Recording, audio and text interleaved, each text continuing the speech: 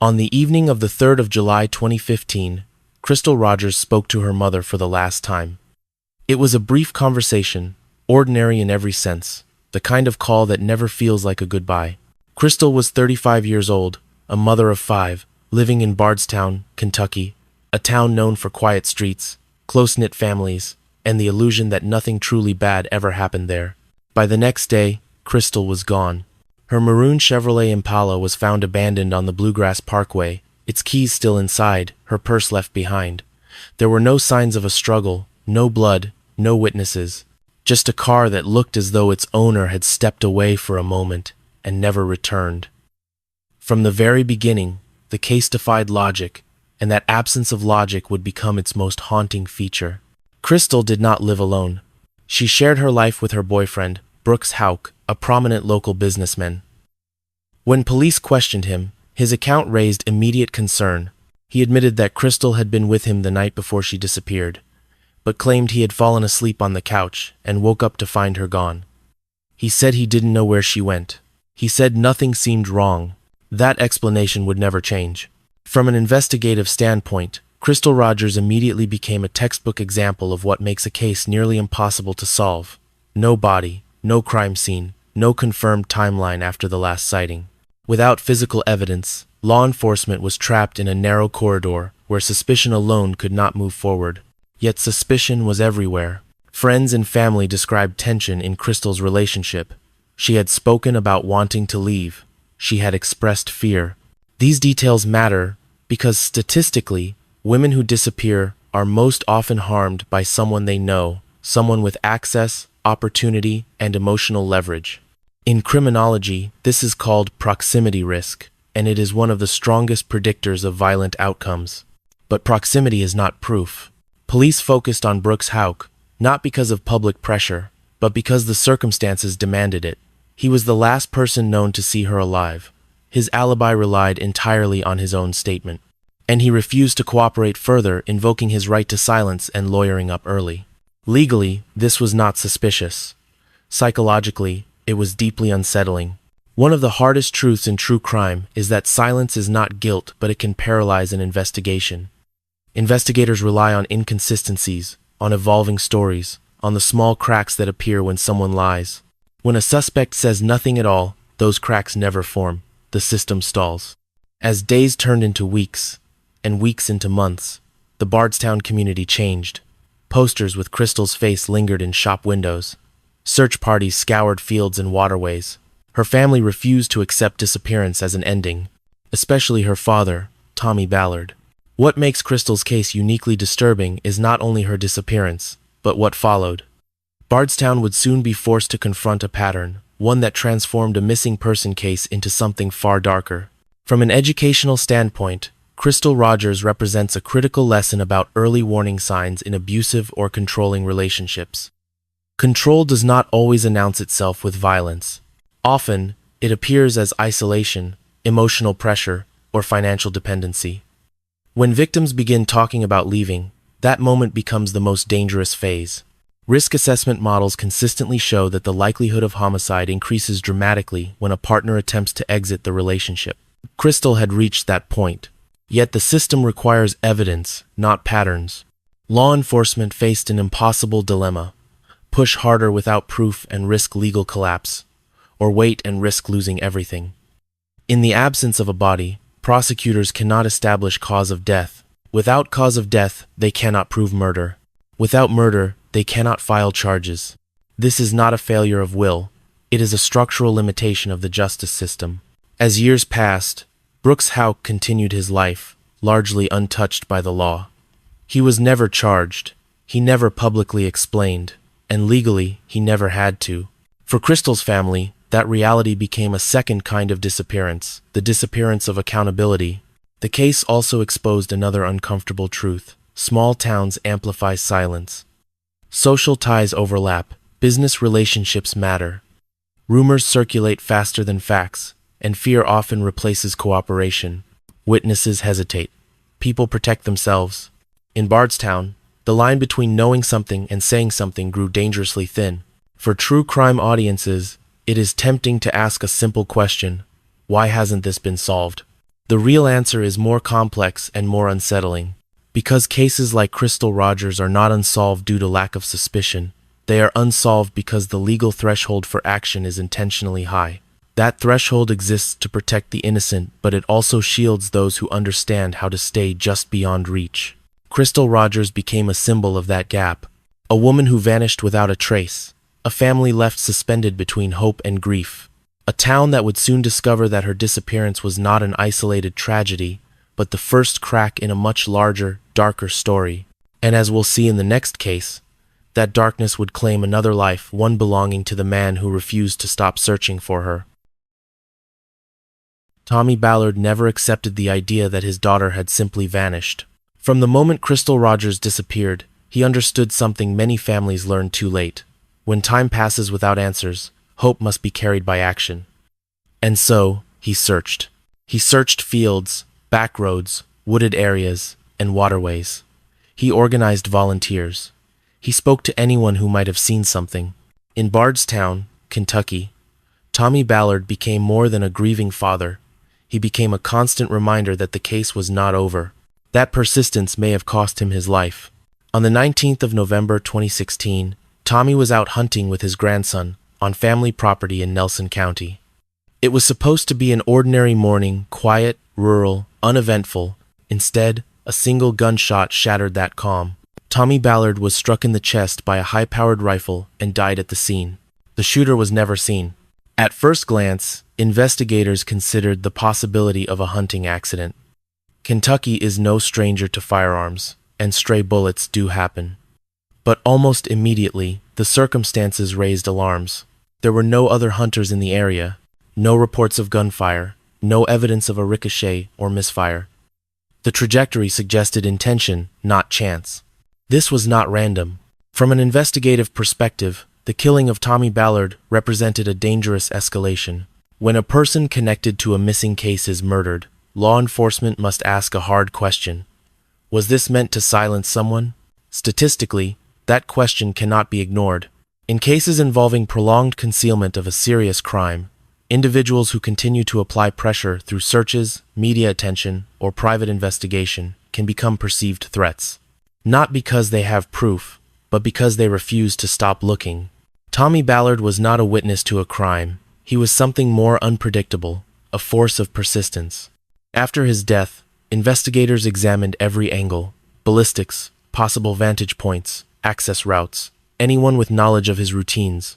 Yet the same obstacle that plagued Crystal's case reappeared here: no clear suspect, no forensic trail, and no cooperating witnesses. For the Ballard family, the loss was devastating and disorienting. Searching for one family member had now cost them another.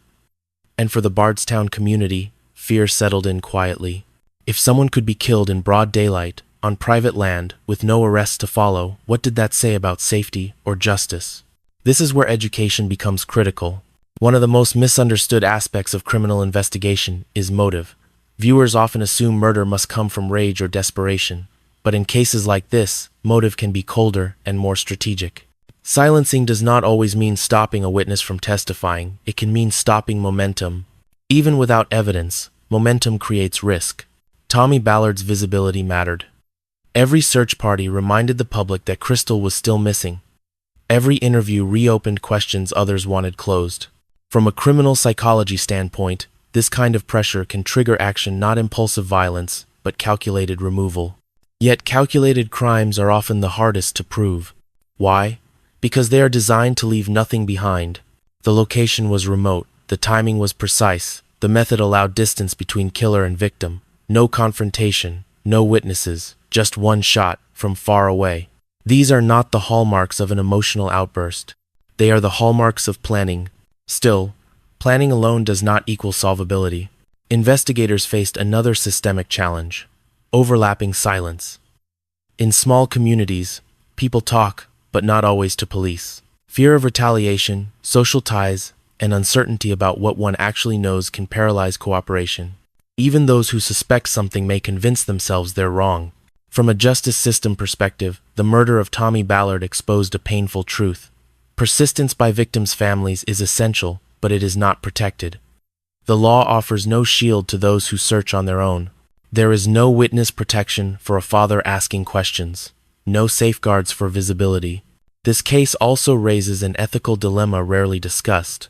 How much should families be expected to do when the system cannot act? When law enforcement lacks evidence, families are told to wait. But waiting feels like surrender. Searching feels like survival. Tommy chose to search. His death did not bring arrests. It did not unlock Crystal's case. But it did something else. It stripped away any remaining illusion that Bardstown's tragedies were isolated. A missing woman, a murdered father, no convictions, no closure. For educators and viewers alike, the lesson is unsettling but necessary. Justice systems are reactive, not proactive. They move when evidence appears, not when suspicion grows. And in that gap between knowing something is wrong and proving it, violence can thrive unchecked. Tommy Ballard's story is not just about loss. It is about what happens when truth-seeking itself becomes dangerous. When silence is rewarded and persistence is punished. And as the next case will show, Bardstown's darkness did not stop with him. On the night of the 25th of May 2013, Officer Jason Ellis was driving home after finishing his shift with the Bardstown Police Department. It was just after midnight, a quiet stretch of road he had traveled countless times before. What he didn't know was that someone had been waiting. As Ellis approached a familiar curve, his patrol car slowed. A large fallen tree blocked the roadway. It was not an accident. As he stepped out of his vehicle to investigate, a shotgun blast tore through the darkness, striking him multiple times. He collapsed near his cruiser. A second shot followed. By the time help arrived, Jason Ellis was dead. From the beginning, investigators understood this was no random act. The roadblock was deliberate, the timing precise. The ambush required knowledge of Ellis's route, his schedule, and police procedure. This was a targeted execution of a law enforcement officer. The killing sent shockwaves through Bardstown. Police departments across Kentucky responded with urgency. Roadblocks were erected, tips flooded in, a reward was offered. Yet, despite the intense focus, the case stalled another crime, with no arrest, no charges, and no resolution. To understand why, we have to examine both the crime and the system responding to it. The setup itself revealed planning. Blocking a road forces an officer to exit their vehicle. It exploits training instincts. Criminal psychology refers to this as procedural exploitation, using the victim's professional habits against them. Whoever killed Ellis didn't panic. They anticipated his actions. From an investigative standpoint, this suggested either prior surveillance or inside knowledge. Someone familiar with Ellis's routines. Someone comfortable operating in darkness, at distance, and under pressure. These traits narrow the suspect pool, but only theoretically. Without witnesses or physical evidence, theory cannot become prosecution. Ballistics offered little. The weapon was never recovered. No usable DNA was found. The rural setting erased footprints and tire tracks. Surveillance cameras were scarce. Each missing piece compounded the next. Public attention intensified when rumors surfaced, whispers of corruption, internal conflicts, possible ties to other unsolved cases in Bardstown. While law enforcement publicly denied any connection, the perception alone damaged trust. When communities begin to suspect that truth is being withheld, cooperation declines. Silence deepens. This is a critical educational point. Unsolved crimes don't just fail victims, they erode institutional legitimacy. When people believe the system cannot protect its own officers, fear spreads quickly.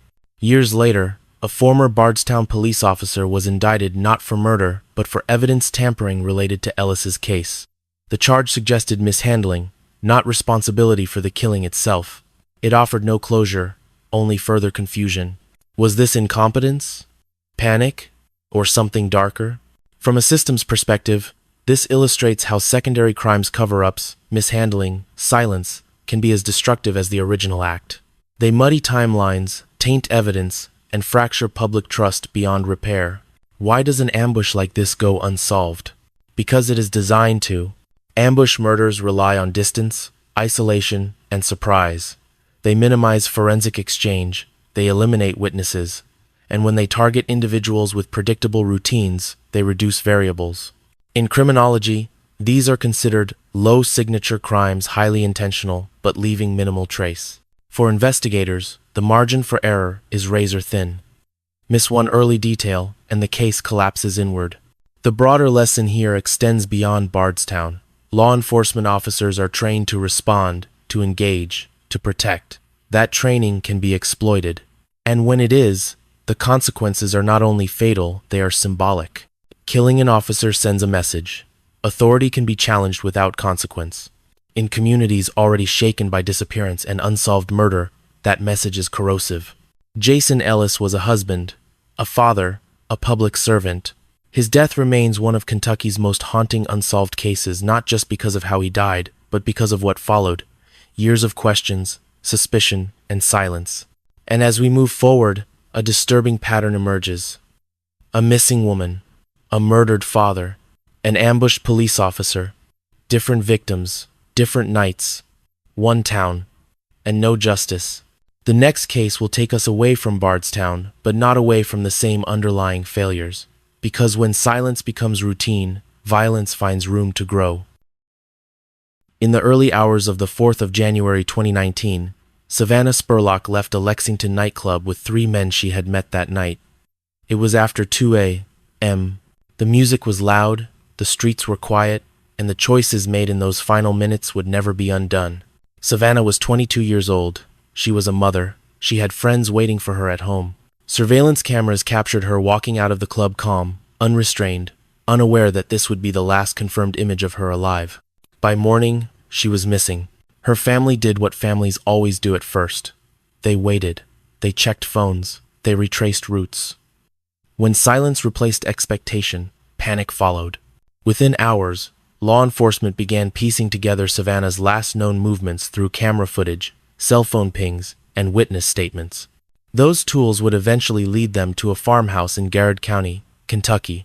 But before that discovery, the case revealed something far more important than location. It exposed how quickly trust can become vulnerability. From a narrative standpoint, Savannah's disappearance looked deceptively simple. She left with people she didn't know. No immediate signs of force, no struggle outside the club. Yet, investigations teach us that the absence of violence at the beginning does not predict safety at the end. Many crimes begin with consent and end with control. The men she left with were questioned, their stories conflicted, timelines shifted, phones went silent.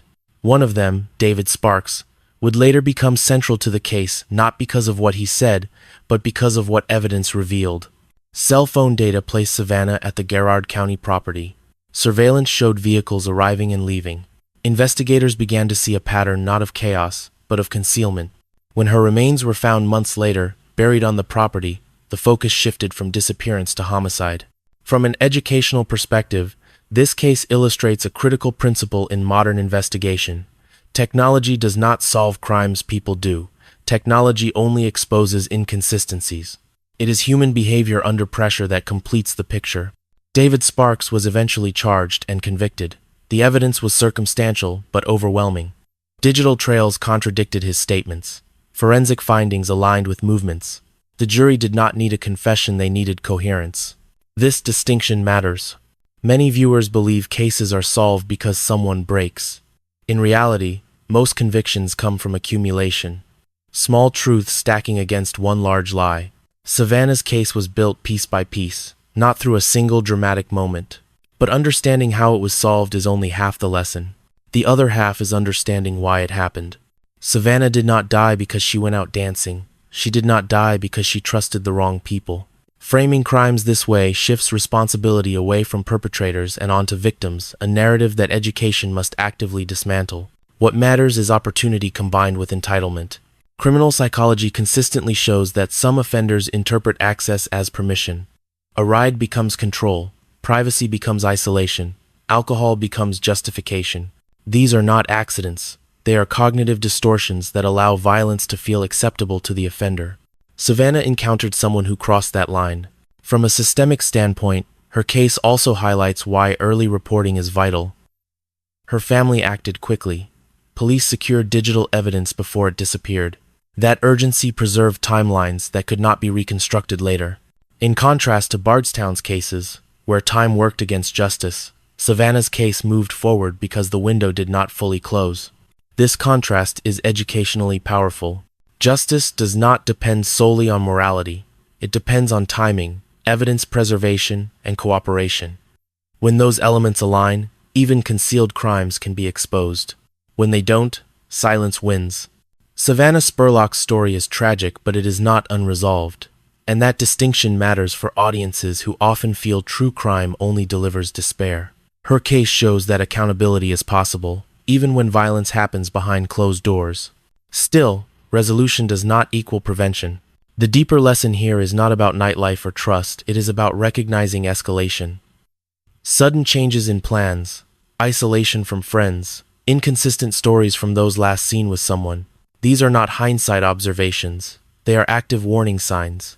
Savannah's death reminds us that danger often arrives quietly, disguised as normalcy. And as we move forward, the pattern shifts again from personal encounters to public violence.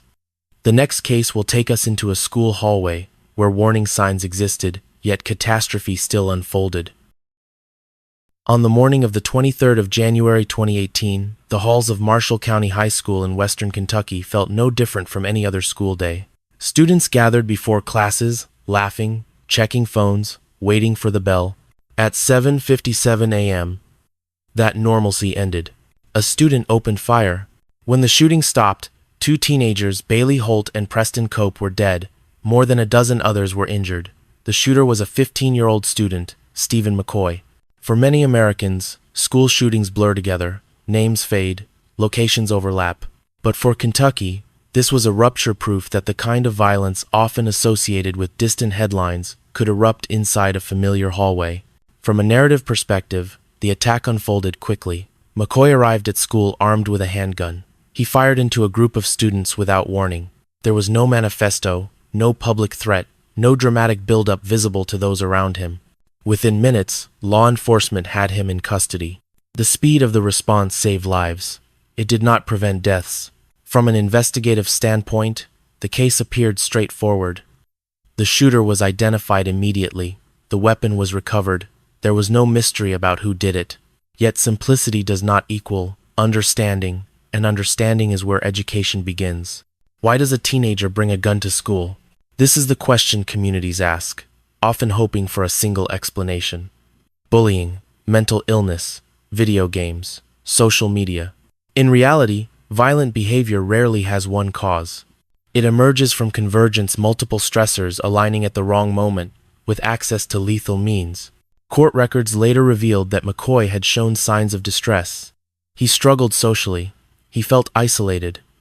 There were warning behaviors that, in hindsight, seemed obvious. But hindsight is deceptive. Many adolescents struggle, very few commit violence. This distinction matters because it prevents false certainty. From a prevention standpoint, warning signs only matter when systems are prepared to respond. Schools rely on reporting mechanisms, counseling resources, and threat assessment teams. When any of those layers are thin or overwhelmed, risk accumulates silently. The Marshall County shooting exposed a familiar failure, signals without intervention. Educationally, this case illustrates the difference between risk factors and predictors. Risk factors increase the likelihood of violence, but they do not predict it with certainty. Treating every troubled student as a future shooter would cause harm. Ignoring patterns entirely causes worse. The balance is delicate and often missed. Legally, McCoy was charged as a juvenile, then later sentenced as an adult to life in prison with the possibility of parole after 25 years. That outcome sparked debate across Kentucky. Some viewed it as necessary accountability. Others questioned whether a teenager should ever receive a sentence that long. This debate itself is part of the lesson. The justice system is built to respond after harm occurs. It is not designed to repair loss, only to assign responsibility. No sentence can return lives or erase trauma. Survivors carry physical and psychological scars long after headlines move on. From a societal perspective, school shootings reveal a deeper contradiction. Schools are expected to be places of safety, yet they are increasingly asked to function as early warning systems for mental health crises they are not fully equipped to handle. Teachers are educators, not clinicians. Administrators manage policy, not pathology. When violence occurs, the question, "Why didn't someone stop this?" often has an uncomfortable answer because no one person could. Another educational layer involves access. Firearms did not materialize on their own. They came from an adult environment. Secure storage, supervision, and responsibility are not abstract concepts, they are practical safeguards. When those fail, consequences ripple outward. Unlike the Bardstown cases, this crime did not remain unsolved. Accountability was swift, but resolution does not mean closure. Marshall County High School would spend years rebuilding not just walls and procedures, but trust. For true crime audiences, it is tempting to view solved cases as complete stories. In reality, they are ongoing narratives lived by survivors. Trauma does not end with sentencing. Stephen McCoy's actions were not inevitable. They were the result of intersections, emotional distress, access to weapons, missed opportunities for intervention. Understanding those intersections is not about excusing violence. It is about reducing the chances it happens again. This case teaches a painful but necessary truth. Prevention requires attention before certainty. Waiting for proof means waiting too long. As we move to the next case, the focus will shift again from public violence back to hidden harm. A cold case that refused to stay buried until time, technology, and persistence finally collided. For years, the name Joseph Smith lingered in police files, with little more than dates and unanswered questions attached to it. No breaking news, no arrests. Just a case number that quietly gathered dust while life moved on around it. Cold cases don't announce themselves as failures. They simply stop moving. Joseph Smith was reported missing under circumstances that, at first glance, did not scream urgency. There were no dramatic scenes, no immediate signs of violence, no clear suspect demanding attention. That initial calm proved deceptive. When time passed without contact, investigators began to suspect that something far more serious had occurred. But suspicion is not momentum. In the early phase, leads were thin, witness memories faded quickly. Physical evidence, if it existed at all, was never properly preserved. This is a common reality in older cases. Standards that once seemed adequate become glaring weaknesses decades later. What couldn't be collected then can't be recreated now. From a narrative standpoint, Joseph Smith's case followed the most dangerous trajectory a disappearance can take: quiet neglect.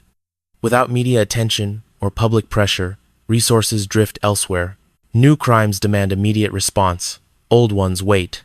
Years later, that waiting ended. What revived the investigation was not a confession or a dramatic discovery, but a shift in tools. Advances in forensic science, particularly DNA analysis and digital data correlation, allowed investigators to re-examine evidence that had once been considered useless. Items long stored were tested again. Statements were re-evaluated. Timelines were rebuilt. This is where education becomes critical. Cold cases are not solved because time passes. They are solved because time changes what evidence can say. DNA technology, in particular, does not make evidence appear. It gives old evidence a voice it never had before. In Joseph Smith's case, renewed testing began to align fragments that once stood alone. A location here, a witness there, a pattern that only became visible when viewed from distance. Investigators identified discrepancies in earlier statements, small contradictions that had seemed inconsequential at the time. Those contradictions mattered now. From a psychological perspective, time affects people differently than it affects evidence. Witnesses forget details, but liars often forget their lies. When individuals are re-interviewed years later, inconsistencies can emerge, not because memories sharpen, but because constructed narratives decay. That decay can be revealing. As the case reopened, law enforcement faced another obstacle common to cold cases: emotional resistance.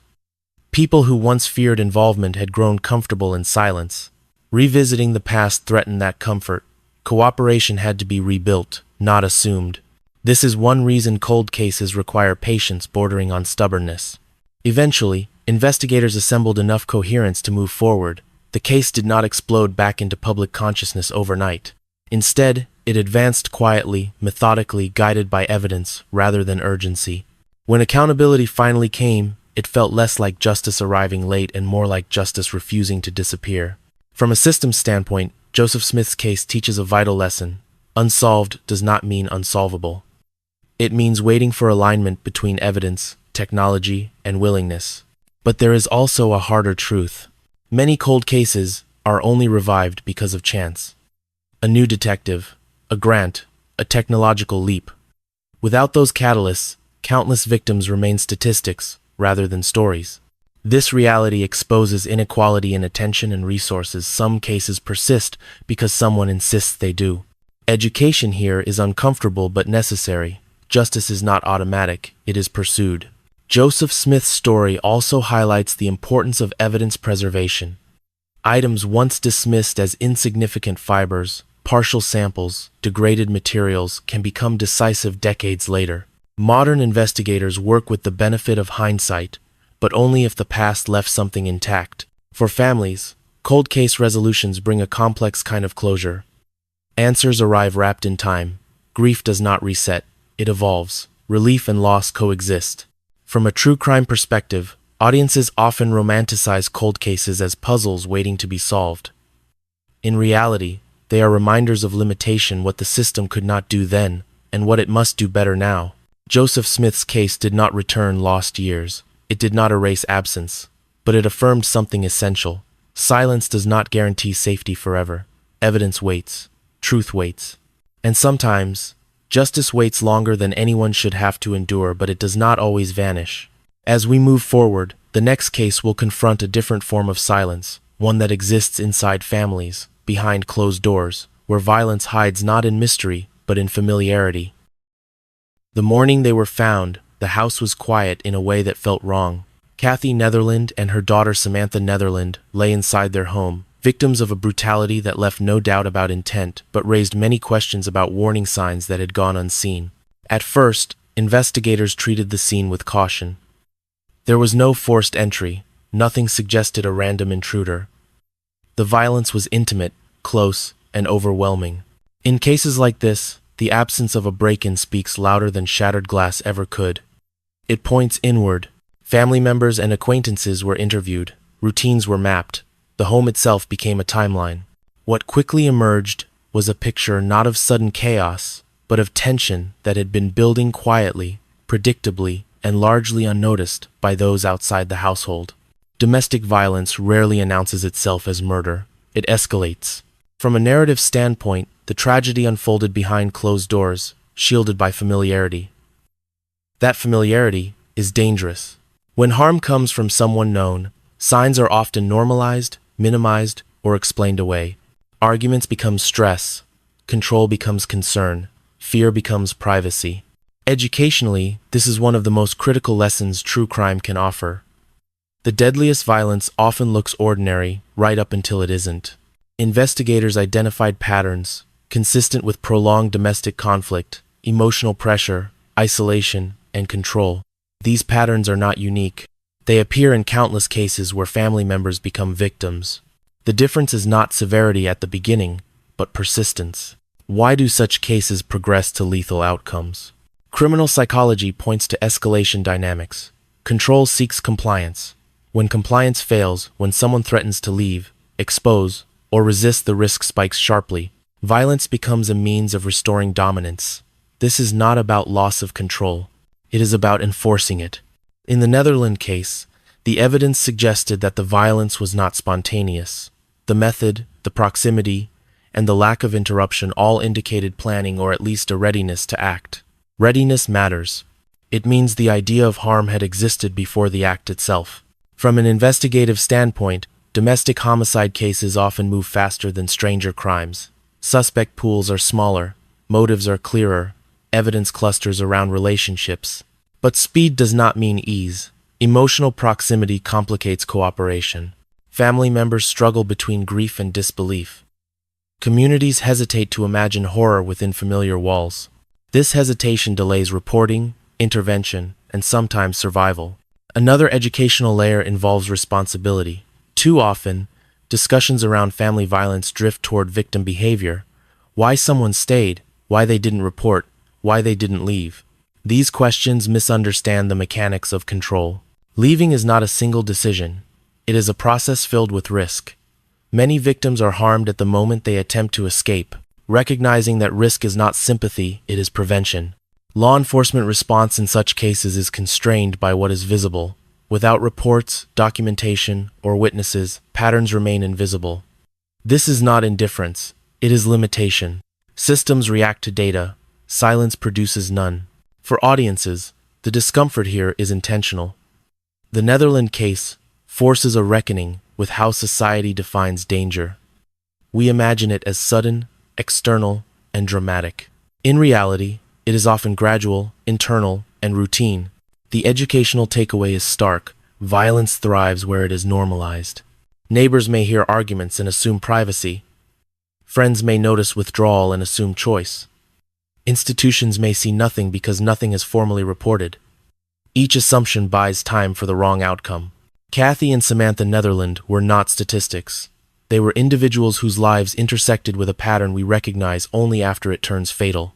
Their case does not ask for hindsight judgment, it demands foresight. As we move to the next case, the setting will change again, from homes to highways, from private harm to public pursuit. Because when violence escapes the household, it often does so with devastating speed. At first, it looked like a tragic accident, a late-night crash, a car off the road, a woman dead at the scene. When police arrived, Joshua Gooker stood nearby, shaken, injured, and grieving, at least on the surface. His wife, Amber Gooker, had been killed. In the earliest hours of the investigation, the narrative seemed simple. Joshua told officers they had been arguing while driving. Emotions were high, the vehicle lost control, tragedy followed. In many cases, that explanation might have been enough to close the file. This one didn't close. As investigators examined the crash site, details began to resist the accident theory. The damage patterns did not align with loss of control. The placement of injuries raised questions, and Joshua's account, while emotionally charged, shifted in subtle but important ways. These shifts matter. From a narrative perspective, the case evolved quietly. There was no chase, no dramatic arrest, just a slow accumulation of doubt. Crash reconstruction experts analyzed angles and impact points. Medical examiners reviewed injuries with fresh eyes. Each discipline contributed a piece that, alone, proved nothing but together told a different story. This is how many domestic homicides are uncovered, not through confession, but through contradiction. Educationally, the Gooker case is a lesson in how violence can be disguised as misfortune. Accidents provide cover, they explain death without intent.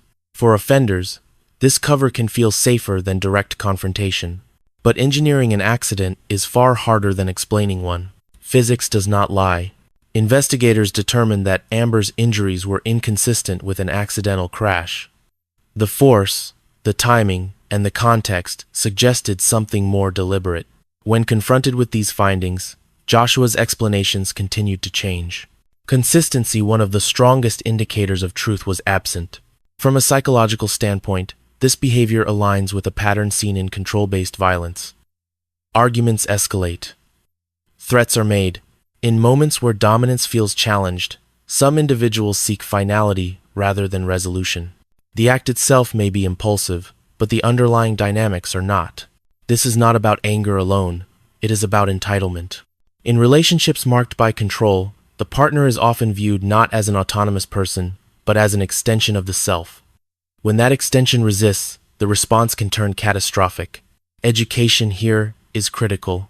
Control is the red flag, not conflict. Couples argue. Control seeks submission. Legally, the case demonstrated the importance of interdisciplinary investigation. Without crash analysis, the death might have remained classified as an accident. Without forensic pathology, inconsistencies would have lacked context. Justice emerged not from a single revelation, but from collaboration. Joshua Gooker was ultimately charged and convicted. The verdict affirmed something survivors' families often fear will never come: recognition that what happened was not fate, but choice. Yet even with conviction, the case leaves behind questions that matter beyond the courtroom. Why are early signs so often missed? Why are controlling behaviors minimized until violence forces clarity? The answers are uncomfortable. Control often masquerades as care. Jealousy is framed as love. Isolation is rationalized as protection. These distortions delay intervention. From a systems perspective, domestic violence cases expose the limits of reactive justice. The law steps in after harm occurs. Prevention requires awareness long before that point. Education, community response, and early reporting are not abstract ideals, they are practical safeguards. The Gooker case also underscores a difficult truth for true crime audiences. Not all killers look like monsters. Many appear ordinary, some are trusted. That ordinariness is not innocence, it is camouflage. Amber Gauker's death was not an accident waiting to happen. It was the end of a pattern that could have been recognized earlier, if society were better trained to see it. As we move to the final case, the focus will shift one last time from personal control to unresolved absence. A return to the question that began this journey. What happens when justice is delayed so long that it begins to feel unreachable? On the night of the 6th of December 2014, a passerby spotted a car engulfed in flames on a rural road in Panola County. Inside that burning vehicle was Jessica Chambers, a 19-year-old woman whose final moments would ignite one of the most controversial murder cases in modern American true crime. Jessica had been doused in gasoline. She had been set on fire while still alive. Against every medical expectation, she survived long enough to be pulled from the wreckage. Severe burns covered most of her body. Her lungs were damaged. Her skin was melting away. And yet, while drifting in and out of consciousness, she managed to speak. Multiple witnesses, including first responders and hospital staff, reported that Jessica named her attacker. Some heard the name Eric. Others heard something closer to Derek. A law enforcement officer wrote down Eric in his notes. Later, ambiguity crept in. Trauma, burned vocal cords, swelling, pain medication. By the time Jessica died the next morning, the most important evidence she carried was already unstable. From a narrative standpoint, the case seemed heartbreakingly clear. A dying young woman identified her killer. The suspect, Quentin Tellis, was known to her. He had a criminal history. He would later be connected to another murder entirely. To the public, the conclusion felt obvious. To the courtroom, it was anything but. This is where education becomes essential. In law, a dying declaration is powerful but not absolute. It must be reliable, consistent, and clearly understood. In Jessica's case, defense attorneys focused on one devastating point. No audio recording existed. Every version of her final words passed through human ears, memory, and interpretation. Each retelling introduced uncertainty. Uncertainty kills cases. Prosecutors brought Tellis to trial twice. Both trials ended without a conviction. Jurors could not unanimously agree. Some believed Jessica's words should outweigh all doubt. Others could not ignore the inconsistencies. In the American legal system, doubt does not need to be reasonable in the abstract, it only needs to exist. From an analytical perspective, this case exposes one of the harshest truths about justice. Truth and proof are not the same thing. Jessica may have known who attacked her, but knowing is not proving. Courts do not decide what happened. They decide what can be demonstrated under strict rules designed to prevent wrongful convictions. Those rules are protective, but they are also unforgiving. This case is often emotionally misinterpreted. Viewers ask, how could they ignore her last words? The answer is uncomfortable, because courts must protect against the possibility, however small, that those words were misheard, misunderstood, or influenced by trauma. Burn victims experience extreme physiological stress. Their voices change. Their cognition fluctuates. These facts do not erase credibility, but they complicate certainty. Another critical lesson lies in evidence preservation. Had Jessica's statements been recorded immediately, the case might have ended differently. Technology existed. It simply wasn't used in time. That single gap altered everything. For educators, this case becomes a warning. Procedural details matter as much as moral clarity. Justice hinges on how evidence is captured, not just what is said. Jessica Chambers' case mirrors the tragedy of Kentucky's unsolved crimes in a crucial way. In Crystal Rogers' disappearance, the system lacked a body. In Jessica's murder, the system had a victim but lost clarity at the moment it mattered most. Both reveal the same vulnerability. When evidence degrades, whether through time, fire, or human limitation, justice slows or stops. And once stopped, restarting it becomes nearly impossible. Jessica Chambers did not die because the system didn't care. She died, and justice failed, because the system could not be certain enough to act decisively. That distinction does not ease grief, but it explains outcome. Her case stands as one of the most painful examples of how certainty can burn away, leaving only questions behind. On the night of the 13th of September 2016, a routine police shift in Louisville, Kentucky, ended in seconds. Nick Rodman, a 26-year-old officer with the Louisville Metro Police Department, was patrolling alone when a man stepped from the shadows and opened fire. Rodman never had a chance to react. The shooter fired multiple rounds at close range. the patrol car rolled to a stop. Within minutes, the city understood what had happened. A police officer had been executed while doing his job.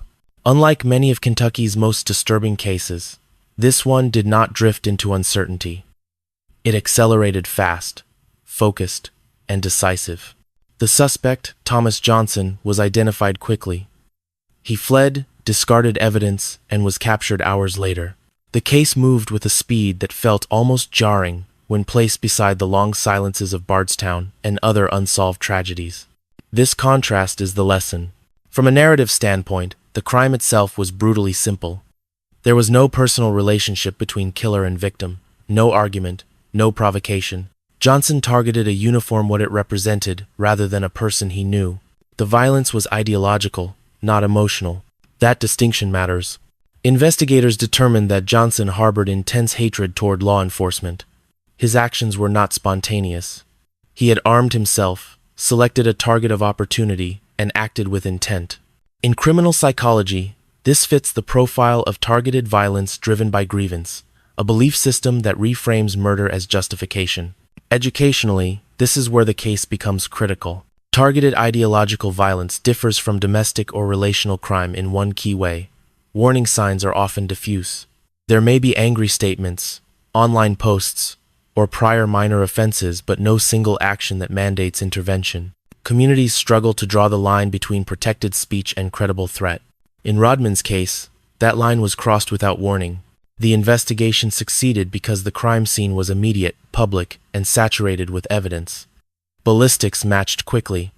Surveillance tracked movement. Witnesses provided timelines. There was no gap between act and response. In procedural terms, this is the ideal tragic, but solvable. Johnson was convicted and sentenced to life in prison. And yet, resolution does not end the conversation. From a systems perspective, the Rodman case exposes a paradox. The crimes we solve fastest are often the ones we can prevent least.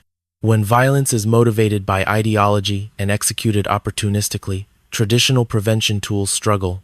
There is no relationship to intervene in, no escalating domestic pattern to document, no ongoing dispute to mediate. What remains is monitoring an imperfect, controversial tool.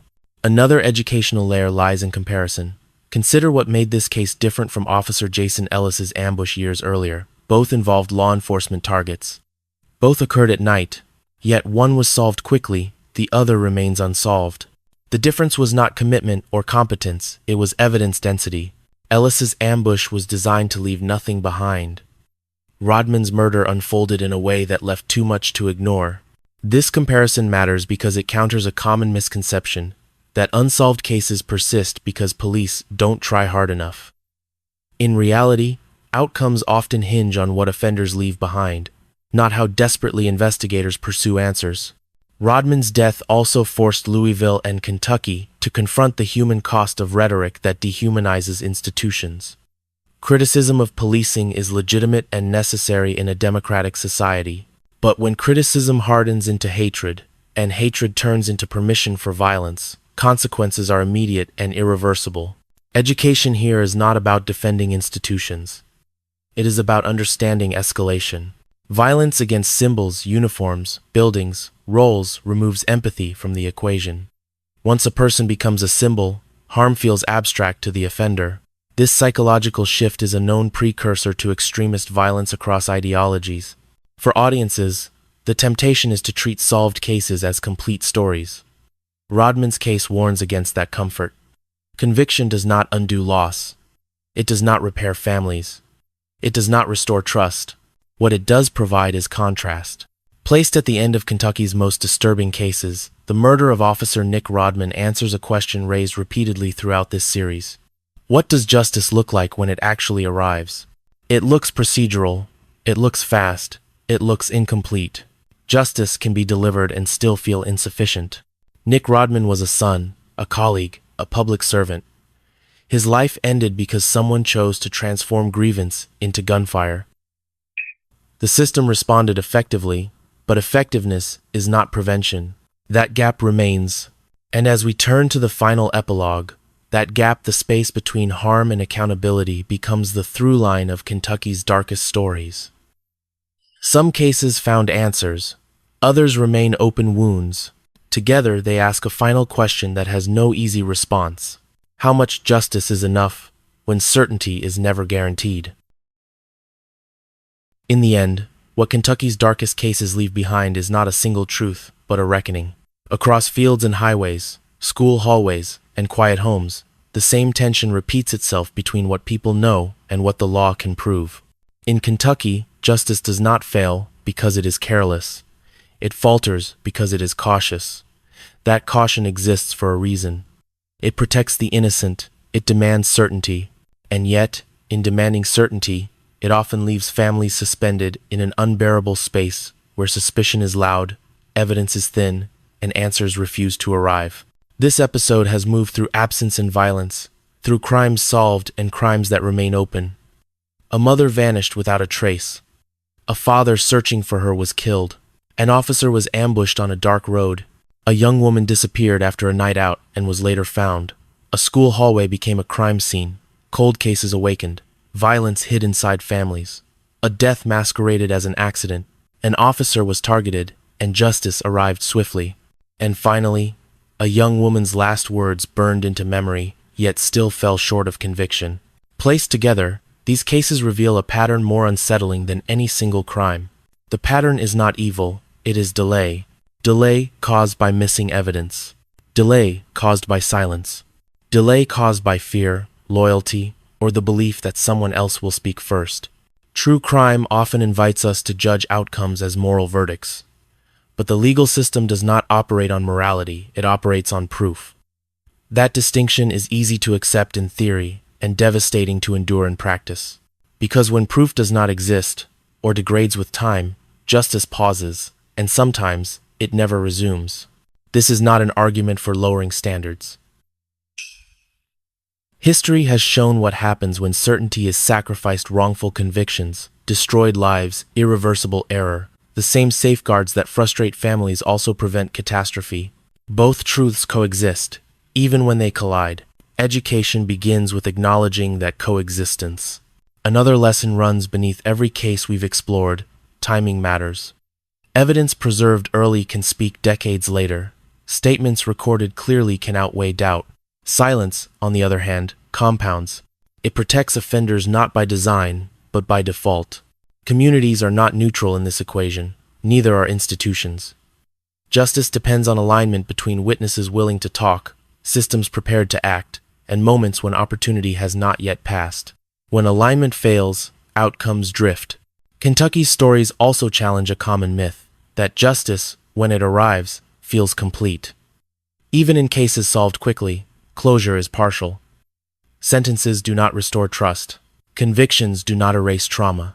Accountability answers a legal question, not an emotional one. So what remains?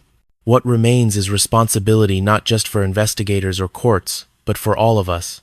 Responsibility to recognize warning signs.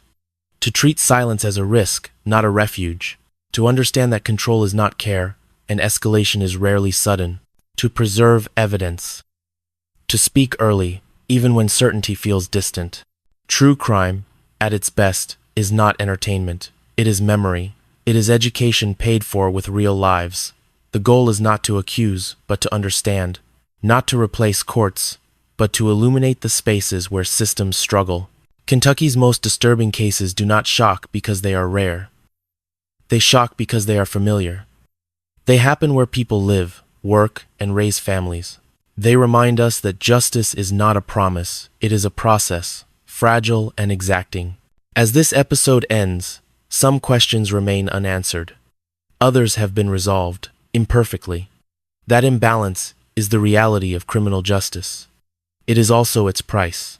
And the final lesson is this: certainty is expensive. It demands time, evidence, and courage.